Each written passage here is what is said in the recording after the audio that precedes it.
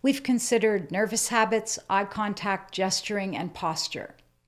The other presentation distractor that would fall under nonverbal communication is our clothing choice in videos.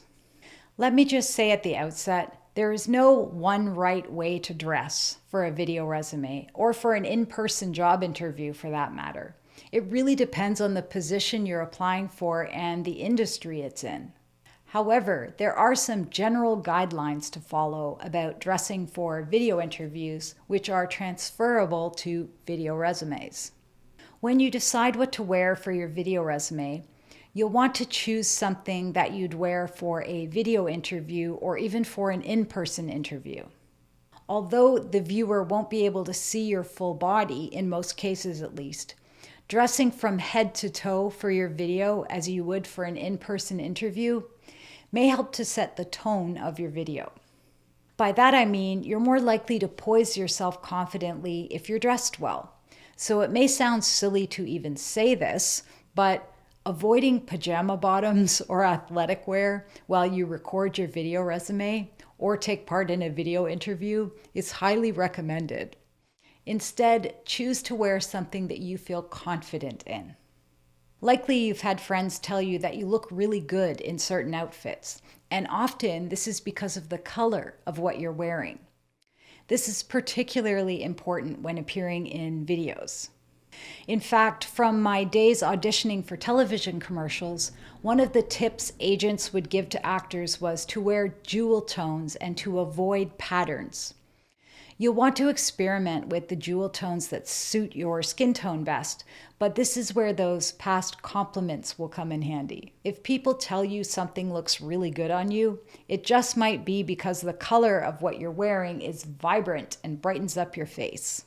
And as much as we all love to wear black, you'll want to avoid wearing black in videos because it washes out your skin tone and it can draw attention to dark circles under your eyes.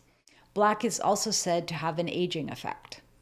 When I used to go to several auditions a week, I had 2 or 3 tops in my wardrobe that were solid, so no patterns like stripes or polka dots, and were jewel tones.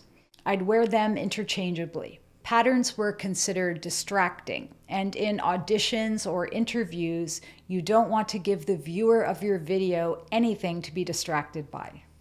Other helpful audition tips that work well when planning your video resume is to avoid drinking alcohol and get a good night's sleep the night before you record your video. Lack of sleep can make your skin look dull and gray, and alcohol can make your face look puffy. So be mindful of these 2 things the night before you plan on recording your video. Take a moment to consider what you might want to wear when you shoot your video resume. Maybe even go to your closet and pull out a few options, then ask for input from someone who you trust.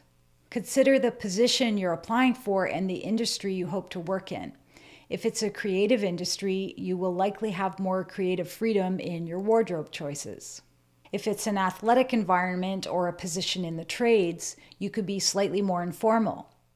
If you're hoping to work in a professional office environment, you'll want to be more conservative and formal. Either way, take a look through your wardrobe and see if you have any clothing, tops in particular, that you've received compliments about when wearing. Preferably one that is a jewel tone and just makes you feel confident.